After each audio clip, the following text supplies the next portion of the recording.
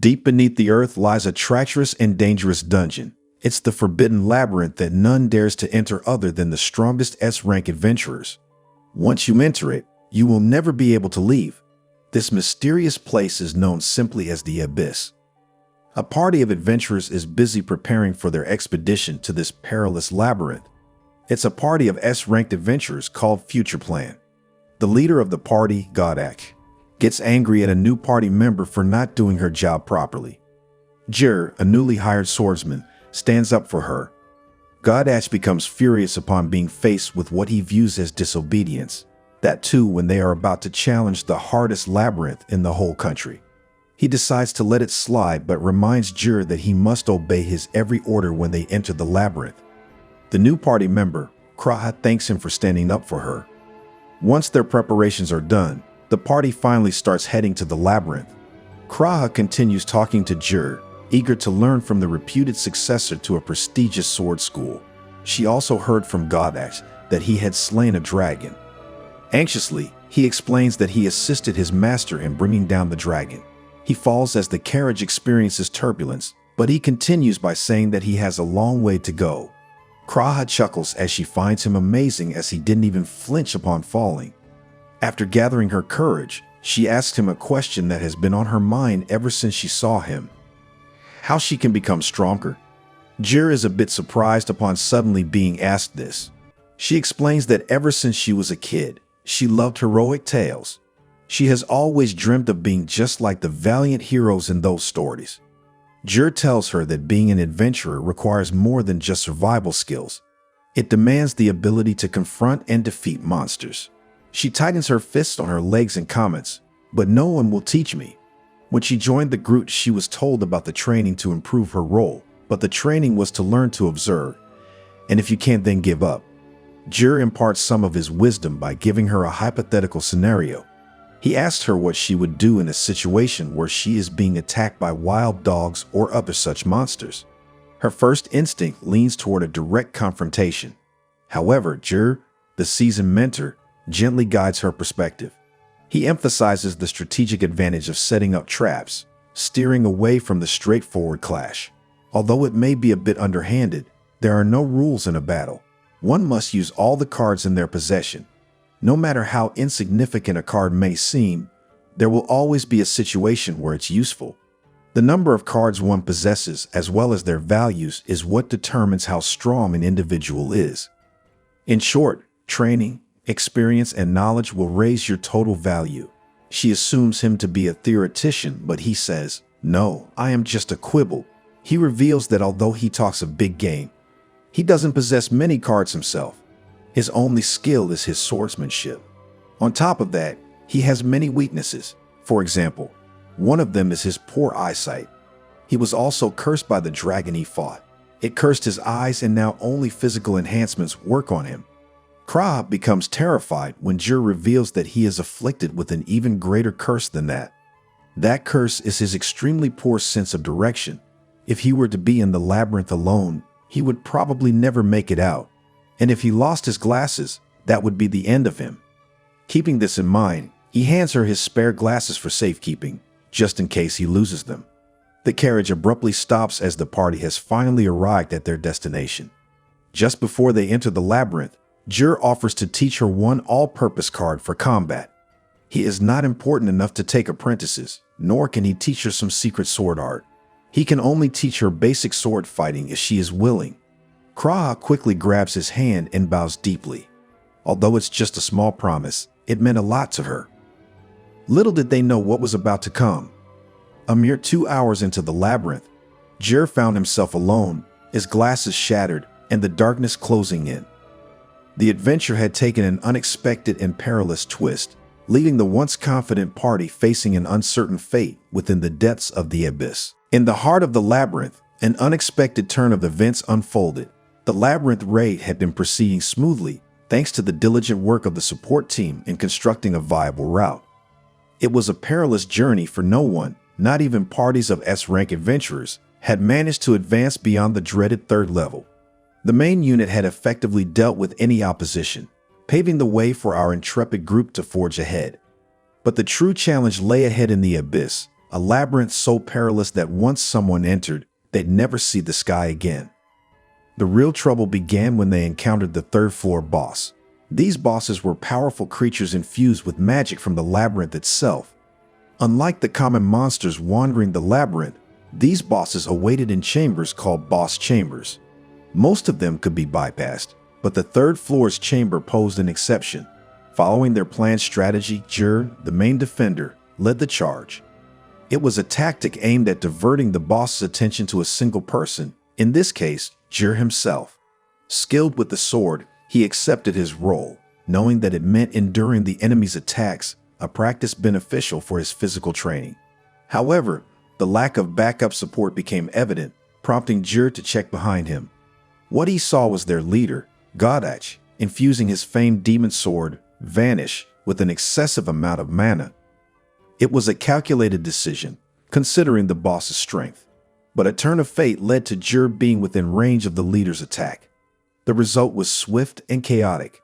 A flash of dark energy followed by an explosion tore a hole in the labyrinth's foundation, causing Jur to fall into the abyss. As he looked beside him, he saw the boss had also fallen and now seemed intent on attacking him. Determined, he fought the boss, but escaping the abyss seemed impossible. That catches us to the present. Jur bore deep resentment toward Godach for this situation, regardless of his intention. The reasons behind his aggressive move remain unclear.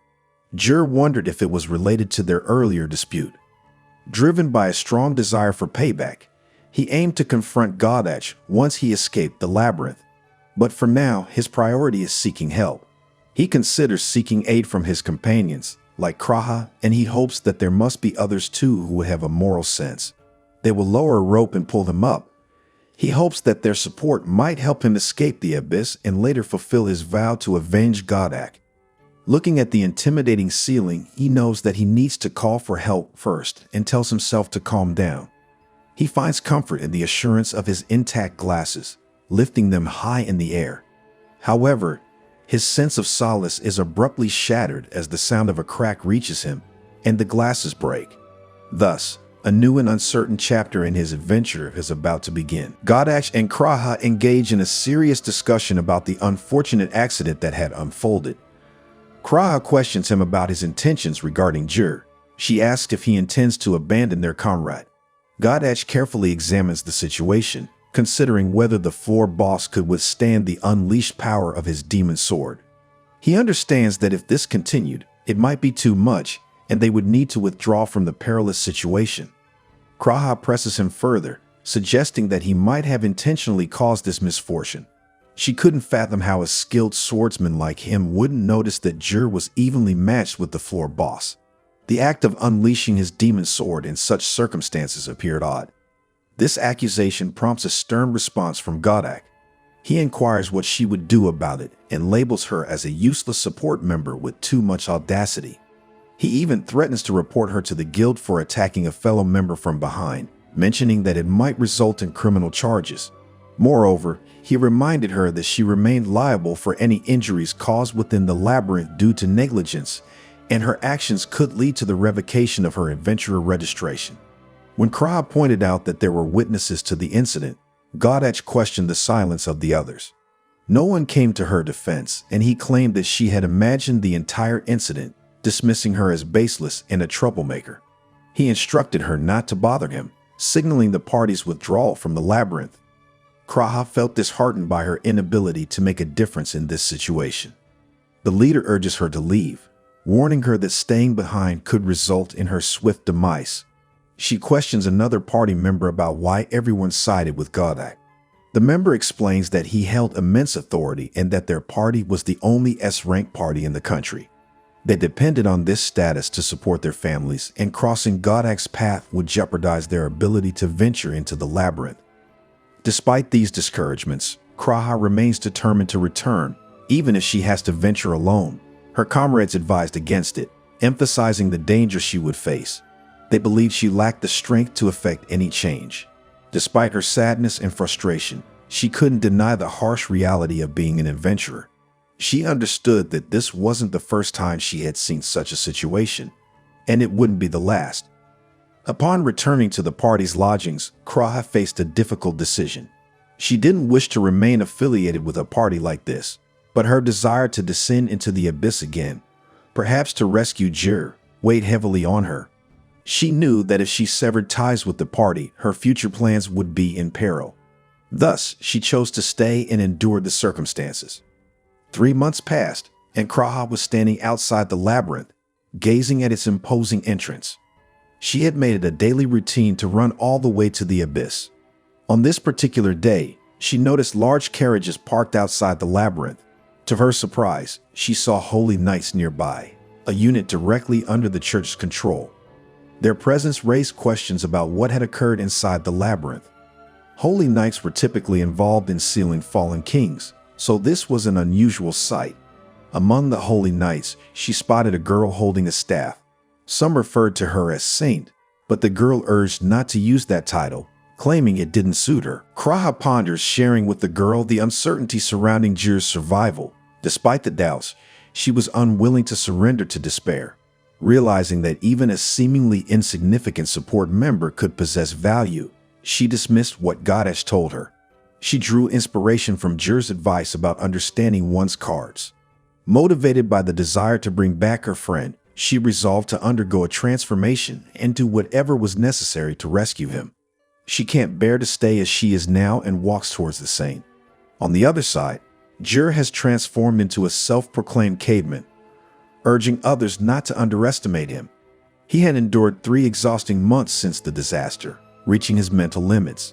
Surviving on the unpleasant cave pond fishes, he contemplated his situation. Discovering a crystal in a fish briefly excited him, but the thought of going insane dominated. Nevertheless, he clung to hope, believing that walking upward would lead him to the surface. Ready to bid farewell to his surroundings, he recalled a book discussing 2 types of people with poor direction. The first type was a fool who ignored any doubts. He identified with the second type, the faint-hearted, prone to second-guessing. He worried about becoming more lost if he let his faint-heartedness take over. Uncertain if he was going uphill, he considered the possibility of being the foolhardy type that steps into traps without caution. Sensing something in front of him, possibly a monster using a tactic to lure him, Jir braced himself. To his surprise, it was a real person, the same girl from outside the labyrinth with carriages. Despite losing his glasses and being unable to see her, he was shocked that a human, not a monster, awaited him. Contemplating the common occurrence of monsters at the ending of expansive traps, a wave of relief envelops him upon spotting one. Employing his secret sword arts, he defeats the monster behind the girl. Subsequently, he seizes her hand, tears of joy filling his eyes as he realizes he's not alone. The girl remarks, "This is it," and tells Jir to feel it as he will know what she means. They saw a groove in the floor, and upon feeling it, the girl suggested it might be a magic circle. Jir, a simple swordsman, found himself perplexed. She revealed that she was brought there by the people of the church and ended up in that spot due to the magic circle. He was surprised that she had ventured through the depths of the labyrinth alone. Curious, he inquired if she was attempting to conquer the labyrinth. She explained that she was investigating it on behalf of the church leaders, prompted by an ominous atmosphere felt 3 months ago. Jir, thinking he was the sole victim of a teleportation trap, learned she was not an adventurer, but part of the church. Jir, feeling like a stray dog on a rainy day, requested her to fix him with her sanitation magic. She teasingly remarked on his odor, comparing it to smog from a drainage ditch. Jir felt he met her just in time. Otherwise, he might have lost his mind and attacked her after 3 days. Grateful for her assistance, he thanked her for saving him, feeling completely refreshed. She noticed the cursed eyes of Jir surprising him. She knew how to break curses and asked him not to fuss over it. He was happy that she could break curses as she praised him for defeating a monster in 1 shot. Jir suggested settling down and chatting in a safe zone just a short walk away. Despite Jir knowing the location, his poor sense of direction made the journey take hours, leaving their legs numb. Finally, they sat down and introduced themselves formally. Her full name was Lilia, and she was from the church. She'd encouraged Jir to call her Lily or Leah. Jir, unable to see her face due to his eyes, spoke about his situation, but Lily already knew everything. Kraha, a short gray-haired girl, had informed Lily before they entered the labyrinth. She'd assured Jur that Kraha asked her to take care of him. He was relieved that Kraha remembered him and asked Lily to bring him back, even if it was just a single bone. Jur shared his story of being attacked by his own party members and the floor boss, uncertain of the party leader's intentions. Living as a caveman, he was swept away by water one day, leading to his encounter with Lily. She expressed sadness for his situation, promising to protest against the mean guy when they escaped. He updated her on his 3 months of progress and their journey upward. Jur, concerned about the scary floor bosses, admitted that he couldn't beat one of them. He had already discovered the path leading to the next floor, but his progress was impeded by an imposing obstacle. Stranded on this floor for several days, he found the challenge unbelievably hard. He attempted to force his way through with his sword and risked breaking it. The adversary was stronger, and Jur struggled to discern any weak points. Lamenting the absence of his glasses, which could have enhanced his performance, Lily humorously queried if Jur, without his glasses, resembled a bat, attributing his difficulty in confronting the monster to this visual impairment. In response, he dismissed the excuse, stating the need to face the challenge head-on. Despite intensifying training in recent times, he acknowledged a lack of skill compared to the formidable boss. The presence of a nearby watering hole alleviated his struggle to find enough to drink. Lily, playful yet concerned, advised Jur to ensure the cleanliness of his stomach. She then suggested facing the boss in its chamber, but Jur, citing his weakened state, expressed doubt about defeating it. Undeterred, Lily offered her assistance, referring to herself as Big Sis and proposing to transform him into a real caveman, emphasizing the pointlessness of the endeavor. With Jur conserving his strength for this moment, the focus shifted to the real issue, his sword. Fearful of mishandling its power, Leah reassured him, advising a forceful strike to shatter the obstacle. Jur, acknowledging the challenge without his glasses, revealed a preference for having a spare sword. She inquired about the number of hits required, and Jur asserted that a single well-executed blow would suffice. She remarked on Jur's confidence. Jur, drawn from past encounters, maintained the conviction that he could succeed. She promised a second swing as a bonus, a magic sword that would not break. She cast a spell on the sword, clarifying that it wouldn't become the strongest holy sword, but rather a fall holy sword. In their journey to the boss chamber, Jur expressed frustration at his inability to remember landmarks despite numerous visits.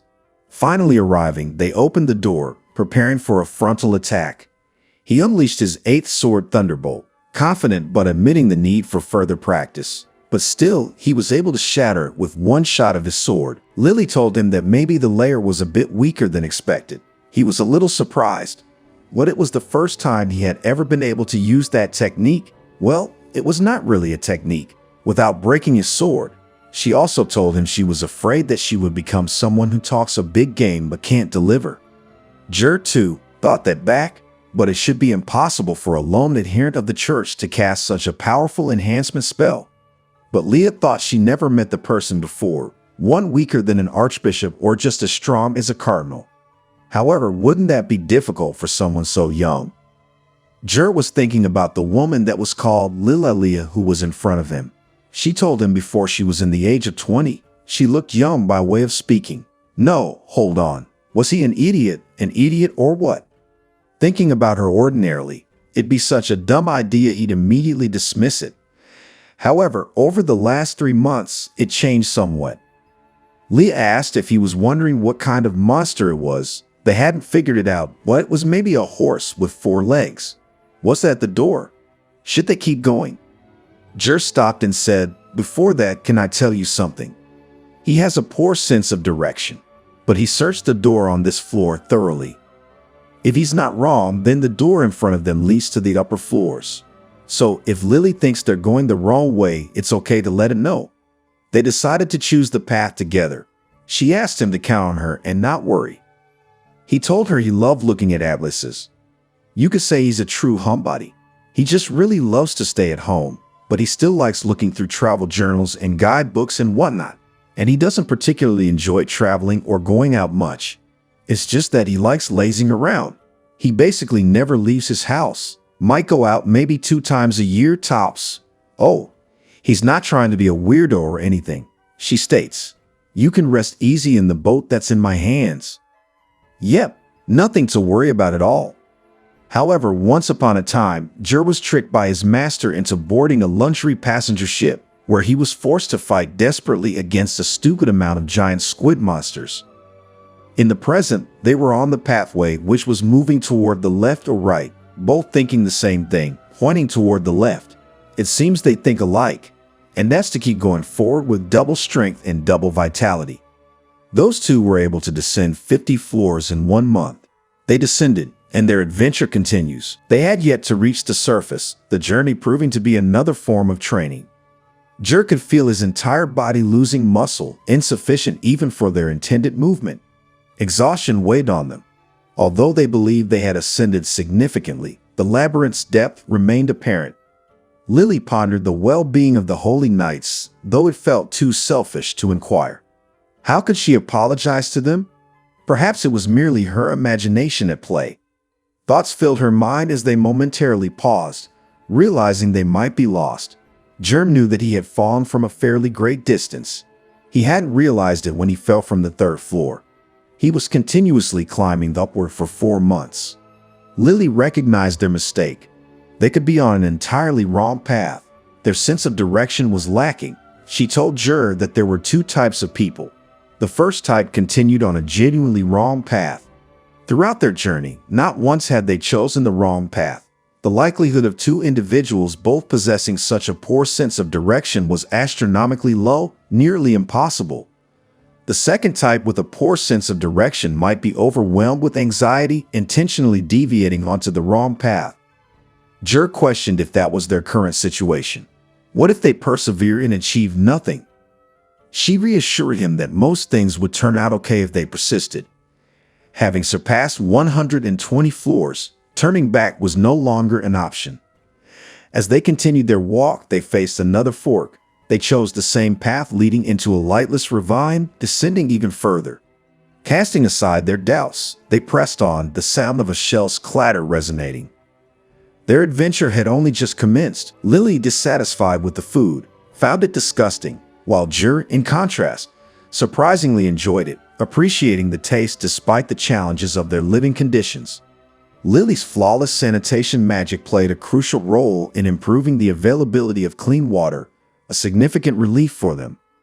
He expressed genuine gratitude for Leah's assistance, particularly in overcoming the difficult floor boss. After their meal, she opted to take a nap, while Jur's anxiety heightened concerning the growing challenges of confronting floor bosses relying solely on his own strength. He recognized the arduous journey ahead and grappled with accepting its demands. Lily, sensing his unease, questioned if she had unintentionally become a nuisance. Jur, however, was adamant that he didn't want to feel embarrassed by accepting her help. She contemplated the idea that people can only carry on due to the support they receive based on their capabilities. Playfully, she teased him about starting a habit of seeking help or self-help, lightening the mood. They shared a moment of laughter, both enjoying the exchange. In the midst of the laughter, Jur felt something more, possibly love, making it challenging for him to concentrate. Remembering his master's advice to avoid involvement with women due to his 5 divorces, Jur found himself unable to get close to women. His reminiscence took him back to the challenging 3 months he spent alone in filthy conditions, until Leah arrived. Despite scolding himself for overthinking, he couldn't help but focus on Lily, her sweet smile, and the endearing habit of holding hands after meals. His contemplation shifted towards his past experiences of traveling alone, where he was often treated as an apprentice. Now, with the chance to be close to a girl, he couldn't stop thinking about Lily. Feeling a mix of emotions, he decided to focus on his training, relieved that the monsters couldn't breach their safe zone due to Lily's protective barrier. However, he continued to grapple with his feelings for Leah and contemplated confessing them to her outside the labyrinth. Confused about Lily's age, which he couldn't discern due to his eyesight, Jur attempted to meditate to escape from his thoughts. However, his concentration was shattered when she suddenly appeared. Startled, he shouted in shock, and Leah, with her characteristic charm, asked him to sleep before bidding him goodbye. He was left surprised and captivated by her charms. Since then, 4 months have passed, and Kraha's daily life remained unchanged. It felt as if it were just a dream, with the wheel of her routine continually turning. The only noticeable change was the shifting season, marking the close of fall. Encountering a fellow member named Holland from the rank party in the park, she asked if he too was there for independent training. However, he was accompanied by his children, who weren't paying much attention.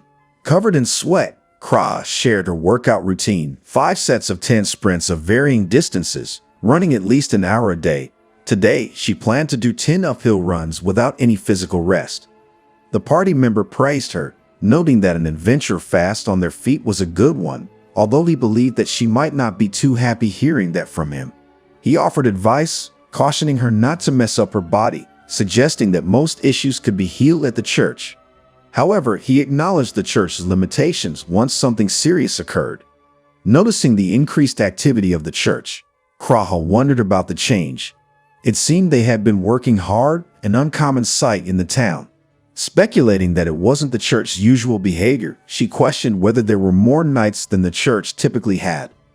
The conversation shifted as they observed church carriages. The party member explained that they were accustomed to early mornings and had been working hard, making appearances for about a month. Kraha had heard that the church usually took action only in cases like preventing the resurrection of the fallen. Wondering if she was overthinking it, she hoped their involvement wouldn't escalate into something significant. As Holland's kids arrived, bidding farewell to Kraha, they discussed the uncertainties of life. He expressed concern about the fragility of beautiful and honest things, fearing they might be ruined someday. Wishing her luck on her journey, he believed she would become a far better adventurer than he ever was. The Holy Knight arrived to meet Kraha. He wondered why she wanted to talk to her, expressing concern. While sipping on the tea, they both recalled their first encounter through Leah as she introduced Arlani and Kraha to each other. Being part of the Holy Knights, he inquired about what happened to their party and if they had given up on the Abyss raid. Kraha admitted they didn't tell her. Arlani informs her that when he asked Godach directly what happened, he said, "I've already given up on the raid." He was puzzled, questioning what could cause a party that had climbed so far to abandon the mission so easily, especially after just one attempt. They hadn't lost a single party member. This revelation shocked Kraha, and she realized that Jur was never registered with the party. Trying to understand, Arlani considered that, like them, the party might have encountered some trouble. Well, it didn't make sense to call off the entire raid after just one origin. Deep in thought, Kraha believes that Godot's only goal was to kill Jur. She ponders, why? Did he need to kill Jur? When the knight calls her name, she anxiously answers that the mysterious origin was an unknown threat from the beginning. Kraha confirms his understanding correctly as he mentions that the same happened to them as well. Arnold then shared a similar experience with the Holy Knights during their descent into the Labyrinth. They lost track of one of the 4 saints, Lilelia, after she got caught in a teleportation trap. There was something strong, but what happened after that was unclear. As he considered the situation, he drew parallels to the traps that can only be activated by a specific magic circle. He mentioned a trap that activated when the saint walked on it, even though it seemed worn down and shouldn't have functioned. The traps are not complex enough to designate specific targets. He cannot put up with failure of unknown origin. He believes that there's something in the labyrinth, as the 4 saints themselves were ordered to investigate, leading him to express his need to talk to Kraha. Concerned about the silence among her party members and the abrupt decision to give up, he continued to question her. He wants to know why the other members were keeping their lips sealed and why the person in question gave up on the raid. He is curious about the dead friend Kraha mentioned when she spoke to Lilelia and sought more details about what she knew. The person had recently encountered Kraha in a bustling restaurant. With a friendly demeanor, while she pondered if the person was a man or a woman, he decided to join her at the table and inquired about the tastiest items on the menu. Kraha assumed it was his first time at the restaurant. She knew that anything she chose would be delicious. She particularly highlighted the excellence of the meat dishes. She recommended the hamburger steak meal as a safe bet for someone new to the restaurant. He asked for a recommendation again, revealing that he was already familiar with the establishment. She suggested the special with 3 servings of pork cutlet and unlimited rice refills. She expressed hesitations about finishing such a hearty meal. He decided to order the special, saying it was exactly what he wanted to hear. Kraha shared a unique insight into the special, explaining that the owners intentionally designed it to leave patrons so full that they would feel almost on the brink of bursting as they left the restaurant. He emphasized that this design was a manifestation of the owner's love and dedication to providing a memorable dining experience. The person with a mischievous glint in his eye added a playful note by mentioning that the owners would be a little upset if someone ordered 2 servings but left anything on their plate. As the orders arrived, the person surprised everyone by devouring both servings, showcasing an unexpected side to his personality, a hearty appetite bordering on gluttony. Unfazed, he continued his culinary inquiry by asking about Kraha's choice. She nervously answered that she had opted for a lighter meal, only eating noodles due to a limited appetite. When it was time to settle the bill, he called over the owner, expressing gratitude for the delightful meal and begging Kraha for her company. He left with a creepy smile, stating, "I will settle things myself." In the depths of the labyrinth, Lily and Jura were taken aback by the sudden appearance of another person. The mere existence of someone else in this maze of endless corridors and mysteries was shocking to them. This individual introduced himself as Eunice. Unfortunately, Jura, with her broken glasses, couldn't recognize him visually. Eunice calmly joined them, creating a sense of comfort as he initiated the process of starting a fire. Leah was particularly thrilled by the sight of the flames, marking the first time they had a fire in their small village within the labyrinth.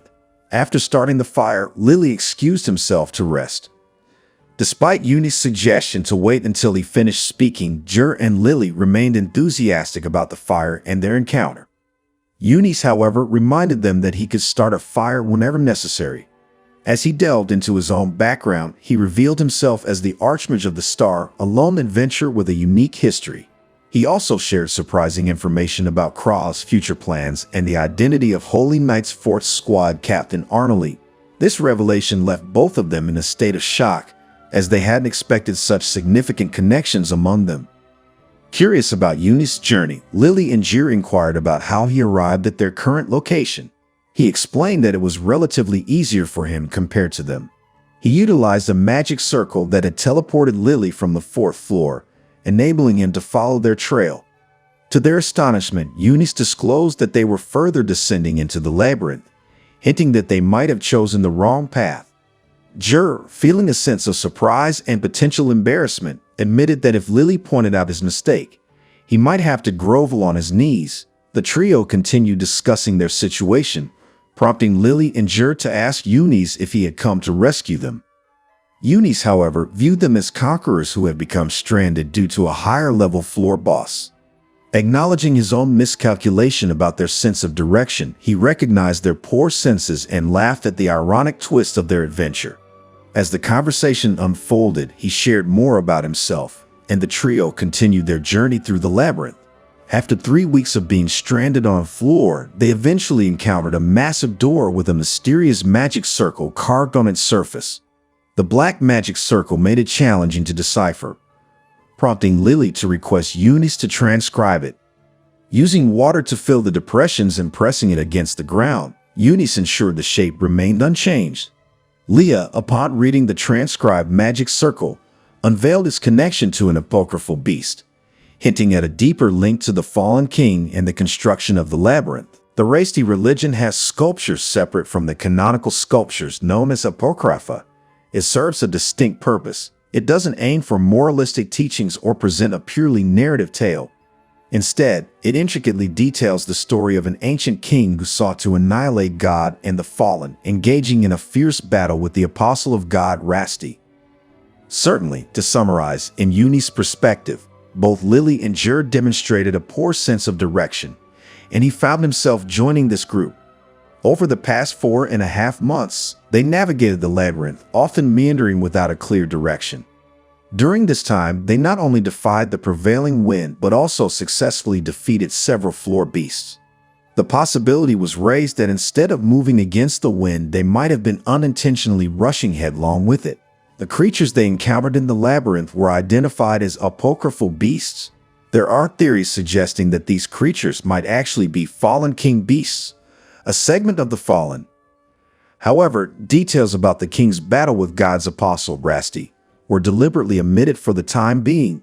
Legends describe these beasts as exceptionally formidable, with one of the greater beasts possessing the strength to rival an entire country. It's mentioned that it took an entire army to defeat just one lesser beast. Eunice emphasized that what he conveyed about their encounters in battles was not a fabrication or an exaggeration. The creature looked like a horse, which they cut down, referred to as the Nightmare, and was considered a lesser one. This raised the question, why were there still lesser beasts present? Eunice expressed the belief that these creatures were supposed to have been eradicated by Raza, Apostle Rasti, a considerable time ago. The presence of these beasts now poses a mystery and raises questions about their origin and the possibility of the fallen king's involvement. Eunice contemplates whether the presence of these creatures and the magical anomalies in the labyrinth suggests a truth to the legends that some beasts still exist or that the fallen king might have created this situation. He leans towards the notion that it is close to the truth. The magic circle on the door, as mentioned in the Apocrypha, is a significant detail. He reveals that this magic circle is crafted from holy magic, specifically associated with Rasti. It's noteworthy that this information is only found in 7 copies of the Apocrypha. Additionally, Lily refrains from using the term apostle when referring to Rasti because she believes she is uncomfortable with people addressing her in such a manner. This adds an intriguing layer to the understanding of Rasti's character and the intricacies of the magical elements in the play. Lily explains that the magic circle is not a typical one, it serves as a protective spell. Its function extends beyond keeping outsiders from entering. It also prevents whatever is inside from getting out. Jur suggests caution, emphasizing that if it's a spell, breaking it might not be the best course of action. In contrast, Eunice remains confident that there must be a key to breaking the spell, expressing a belief shared by Lily. They all agree that there has to be a key to unlock the magic circle, indicating a shared determination to move forward despite the protective enchantments in place. The uncertainty surrounding Rasti's magical abilities is discussed among the group. Lily questions whether a person of Rasti's caliber should have been able to create perfect magic that could still be broken by a holy magic user of a certain level. Eunice expresses his belief that the labyrinth is somehow connected to the fallen, suggesting that it may have become a conduit for holy magic or that another such user, not subordinate to the fallen, might be involved. The conversation leads to the realization that something significant is at play, but the exact nature remains elusive. Eunice then questions Jur about his knowledge of the labyrinth, given his status as an adventurer. However, he admits to not knowing much about it. Eunice clarifies that he has never been an adventurer. Instead, he was an outside hire, responsible for understanding the strength of the monsters within the labyrinth. This revelation adds a layer of mystery to their situation as the group grapples with the complexities of the labyrinth and the potential involvement of various magical elements. Tensions rise as Eunice reveals that Jur isn't even a registered adventurer, leading to his frustration. The group begins to suspect that Godok had a plan involving Jur from the beginning, adding an air of conspiracy to their circumstances. Despite Jur being one of the strongest swordsmen of the era, he disagrees with this assessment. Eunice, however, insists on Jur's strength, highlighting his feat of defeating one of the strongest apocryphal beasts and emphasizing that he did so without his glasses. He paints Jur as a formidable force, suggesting that he could beat any other person and has grown even stronger during the 4 months spent in the labyrinth. He proposes a new direction for the group, going through the mysterious door they hadn't considered before. Jur, who initially intended to conquer the labyrinth but faced unforeseen circumstances, finds himself descending further into its depths, unable to refuse the new proposal immediately. Lily expresses concern about the prolonged disappearance and the worry it might cause among their acquaintances.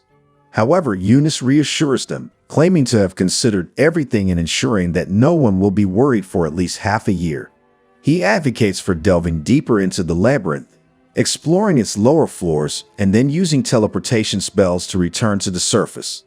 The objective is to reach the hidden core of the labyrinth, a massive source of mana located on the deepest level. He discloses that he was tasked by old saints to investigate the suspicious core of the labyrinth, emphasizing the importance of their mission. Despite not wanting to gather the strength to reach such depths again, Jur and Lily, who had initially reached this level on their own, are now accompanied by Eunice. This decision sets the stage for a new chapter in their labyrinth journey, fraught with mystery and potential danger. Eunice told them that 3 saints said there was an evil presence, and besides that, there were numerous ominous predictions made by the Magic Federation. He asked them once again if they wanted to help him. Lily agreed immediately, as she was thankful to him for rescuing them. Jur also agreed. They started bickering on who would choose the direction. They did rock, paper, scissors, but still, they were confused. Eunice suggested going in a different direction and meeting again, and whoever reaches first will be the guide. And they began. After 3 hours, Eunice was there. Jur arrived after 5 hours. Meanwhile, Lily arrived after 8.5 hours. She was happy that she at least made it back. So they were in front of the magic door again, obstructing them open with a grave sound to reveal the path to the deepest level. After a month of successful adventuring, Eunice opted to follow their guide until becoming more accumulated to the surroundings. Out of the blue, he spotted a monster. Jur attempted to confront it, but Eunice quickly adapted, gaining control of the situation. With a mastery of magic, he also transformed rain into a radiant scale of light. Remarkably, the group enjoyed several monster-free days. However, Jur's frustration grew as he found himself incapable of drawing his sword, feeling genuinely ineffective. Lily, on the other hand, considered the absence of monsters a positive, emphasizing that it reduced the risk of anyone in the party getting hurt. Her sanctuary barrier didn't appear particularly necessary. Moreover, Eunice could craft something akin to it. Their shared use of light created a unified persona. Jur chimed in, speaking of which, revealing his secret sword technique linked to stars and the moon. Eunice responded, "Let's not dwell on sad things," sensing Jur's loneliness and wanting to alleviate it. It was the first time Jur had walked with 2 people nearly his age, and he expressed his pleasure at meeting them. Lily complimented Eunice, calling him cute, which made him happy. Deep down, he was ecstatic, comparing it to being on a field trip. He shared that he entered the Grand Library at a young age, a place rarely explored by people of his age. Jur and Eunice shouts in excitement, and Jur soon joins them to thinking they have triple the power. It was the first time Eunice had walked alongside 2 individuals nearly the same age. It was wonderful for him to meet these people. Reflecting on his past, he shared that he delved into the Grand Library at a young age, missing out on opportunities like this. He supposed it's the type of place he's never seen anyone else his age explore. Youth, huh? In his case, he was able to get in because his master had close ties to the Grand Library. It's genuinely uncommon for someone to venture into the heart of a location like that. This was the most challenging labyrinth after all. It was impossible not to be cautious. Eunice wasn't even being optimistic when he claimed the party was the strongest, and their current state of affairs seemed only natural. It would have been more terrifying if they had held back. Objectively speaking, they were the best. If they had failed to navigate through the labyrinth, it would have implied that humanity had yet to reach the peak of its abilities. He refrained from self-proclamation to that extent. The price of their talent manifested in their remarkably poor sense of direction.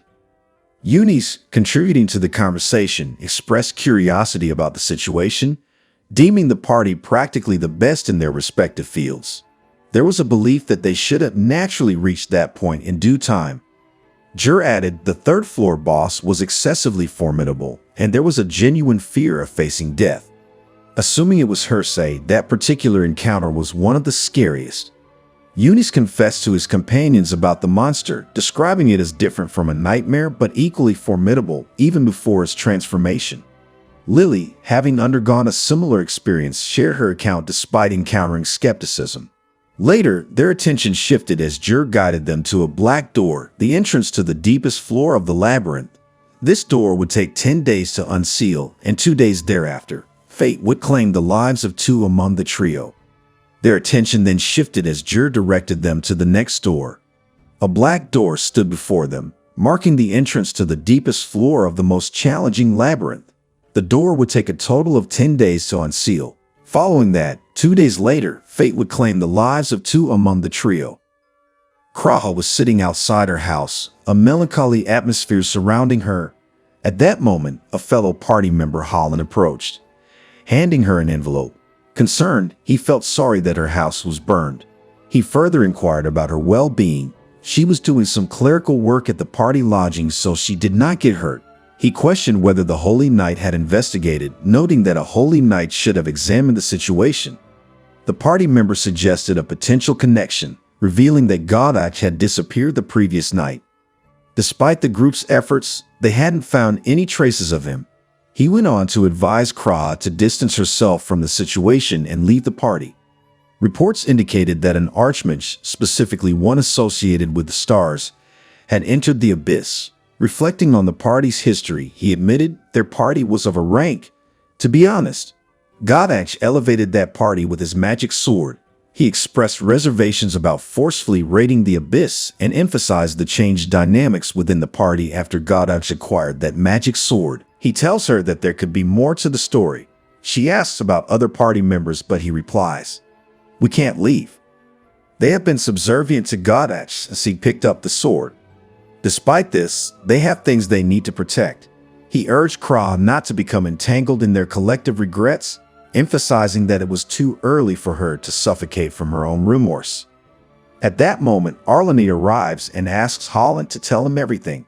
He reveals that their party has no future plans and its nature has transformed from what it once was. A long time ago, Godach was not a bad guy, he was a good leader. They had the best time when they had a B-rank party. The members of their current lineup joined at that time. They had not been able to demonstrate their full power with other groups. Their party was a rehabilitation center for other members. Godach had that kind of ability. Kraha then asked Holland, "Then why did Godach stab one of his allies in the back?" He said, picking up that magic sword was the trigger. After that, he completely changed. Kraha questioned the origin of Godach's magic sword. According to Holland, he obtained it on the middle floor of a rank labyrinth, resembling the depth of the ocean, with a place filled with high salinity water. Despite the lack of detailed knowledge, he acknowledged the confusion surrounding finding a sword in such a location. Typically, labyrinths were not considered special places for discovering artifacts, and those seeking such items usually explored prehistoric ruins. At that time, Holland assumed it was merely something left behind by a deceased individual. In A-rank labyrinths, when a party either perished or retreated, they usually left supplies or belongings behind. However, a magic sword, being their most valuable possession, wouldn't be discarded during a retreat, leading Holland to believe it must have belonged to a deceased person. After obtaining the magic sword, Godach's party achieved certification as an S-rank party. Their previous limitation, the lack of combat strength, was overcome. However, since then, something seemed off about Godach. Despite knowing him for a long time, Holland, a party member, had sensed this change. He had even prepared his resignation from the party due to his commitment to protecting his family. However, Godach's unexpected appearance at Holland's home, sitting with his children and expressing anticipation for many more years of collaboration, left him in fearful agreement. Despite being aware of Godach's concerning actions, Holland chose silence to protect his family. When Godach did the same with Jur, a similar silence prevailed, but caution lingered when discussing the matter. For several days, Holy Knights patrolled the vicinity of their houses, although these incidents seemed unrelated to them. The church took action, suspecting a connection between the fallen king and the ongoing situation. Holland found this shocking, as he perceived the fallen king as a mere fairy tale. The involvement of apocryphal sculptures puzzled him regarding the current events. Kraha, too, was surprised to learn that the fallen king might still be present, wondering how he could be connected to recent occurrences. The three saints in the Magic Federation shared similar premonitions and suspicions, including the involvement of an archmage. The idea that Godach might be connected to the king was just a hypothesis, but as they closely monitored the situation, they speculated that the magic sword, capable of reducing things to nothingness, had ties to the fallen king. Suddenly, they felt tremors and heard strange noises, prompting them to rush outside. An instrumental apocryphal beast, shattered by Jur inside the labyrinth, marked a significant shift in the challenges they faced since entering the second door.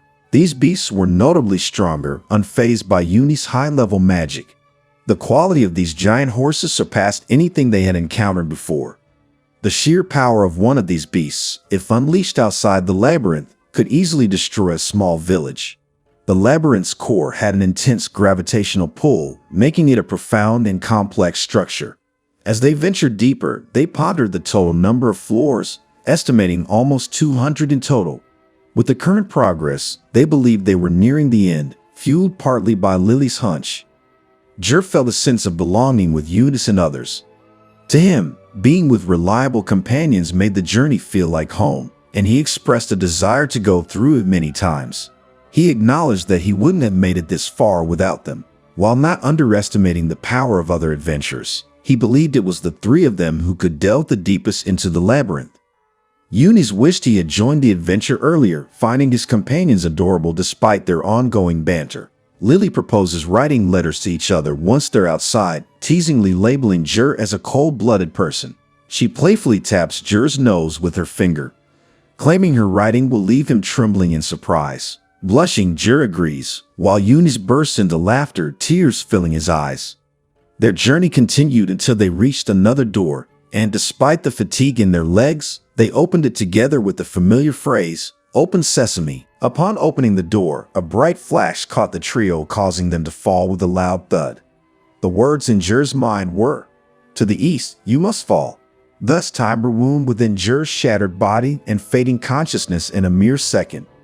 Only one thing persisted. His soul headed towards a dazzling destination that seemed ready to explode. He extended his hand as if trying to grasp that soul. He assumed a stance he had envisioned, visualized, and tested numerous times before.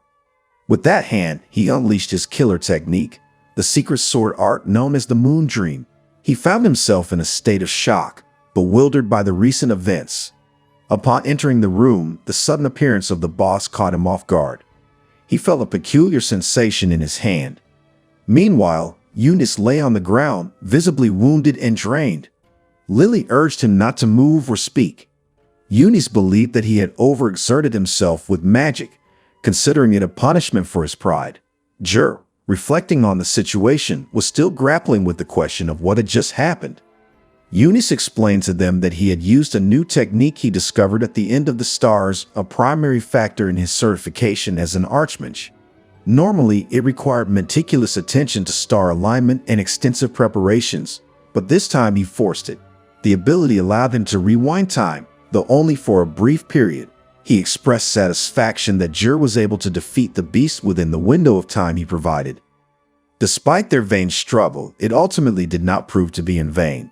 The repercussions of Eunice's self-sacrificial act became apparent in the aftermath. His protection allowed Lily to complete the incantation, ensuring their collective survival. However, the cost to Eunice was severe. His organs suffered significant damage as a consequence of utilizing the technique in an area devoid of mana for stars. The very life force that powered this extraordinary magic had taken a toll on him, causing his insides to burst like a balloon. In the face of this dire situation, Lily stepped in with her healing magic, mending Eunice's battered form. He expressed his gratitude to Lily for her timely intervention. Jer, recognizing his sacrifice, also conveyed his appreciation, thankful to Eunice for preventing an immediate tragedy. Jer was distressed by the realization that he couldn't defeat the floor bosses here as easily as before, attributing it to the awakening effect. He was uncertain about the cause. Eunice, too, wondered if the time reversal was a result of accumulated experiences. Although undefined, there was a phenomenon known as experience, familiar to individuals like them. Whether in a life or death scenario or a moment of profound understanding, this wonder occurred instantly when overcoming challenges, such as when a mage delved into a significant truth. These moments were marked by a phenomenon called experience. The individual experiences a drastic increase in their abilities, entering a state known as awakening for a brief period. During this time, they can achieve remarkable feats that were previously unthinkable. The pivotal strike executed by Jer, which shifted the course of the battle, was believed to be a consequence of this marvel. Furthermore, the sustained elevation in their rank enables them to undergo significant and extreme growth, propelling them to an entirely different level than before. While it would still be possible to attain such power through normal growth, the time required for this achievement is significantly shortened. The presence of the experience profoundly influences an individual's true proficiency in swordsmanship and magecraft. Following the experience, one's abilities see a notable increase, yet the effects of awakening have already faded. Jur now considers himself to possess a power level akin to that of his master when they defeated the toxic dragon. He is confident in his ability to survive an encounter with a floor boss of that magnitude. However, he acknowledges that achieving this without the awakening effect is challenging. When he was split into two by a beam of light, it wasn't due to carelessness, but rather a stark demonstration of his vulnerability against a strength level that swatted him aside like a mere insect.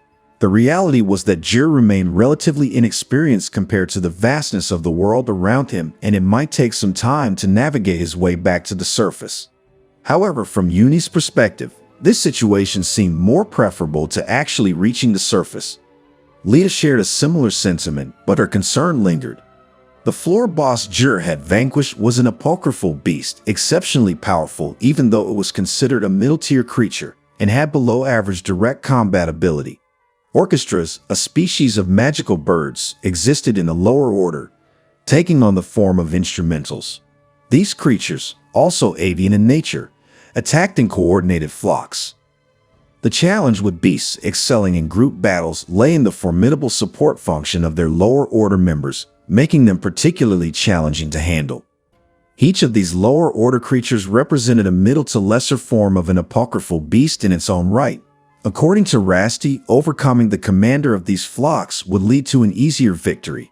In the room they entered, there were no instrumental entities present. Apocryphal beasts were always marked with a numerical indicator on their bodies, revealing their species upon inspection. The one they encountered was an orchestra, and the apocryphal beast that took down Jur was a lesser power type, leaving him disheartened. There was concern that they might struggle against a higher-ranked beast, and the possibility of encountering a greater beast made the prospect of turning back seem sensible. The experience, while not particularly convenient, was anticipated to occur 2 or 3 times, causing genuine distress for Jur. Udis inquired whether Jur had successfully defeated the third-floor boss. He confirmed that he had indeed defeated the boss, but regrettably, he fell during the battle when Godach unleashed his magic sword.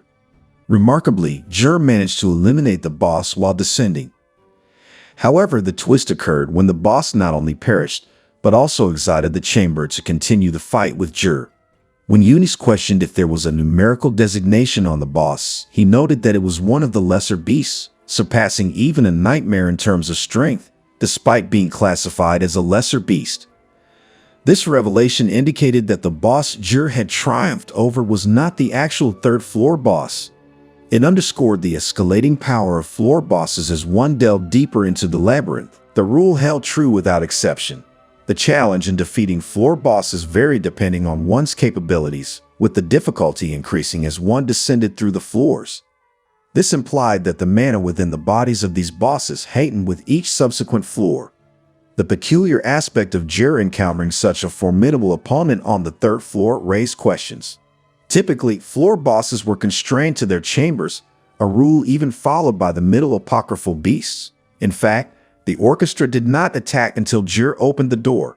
The perplexity deepened as they contemplated how an apocryphal beast, even weaker than the encountered one, could emerge from the boss chamber. Adding to the mystery, it transformed to reveal its true form. The simplest hypothesis would be that the third floor was an apocryphal beast that had been freed from the labyrinth rules. It can be thought in this way that the bonds of the labyrinth are weakening. Even if that was true, they would not be able to maintain their mana out of the labyrinth. Long time ago, before their birth, there was an apocryphal era when the atmosphere was full of mana. These beasts were able to live outside the labyrinth.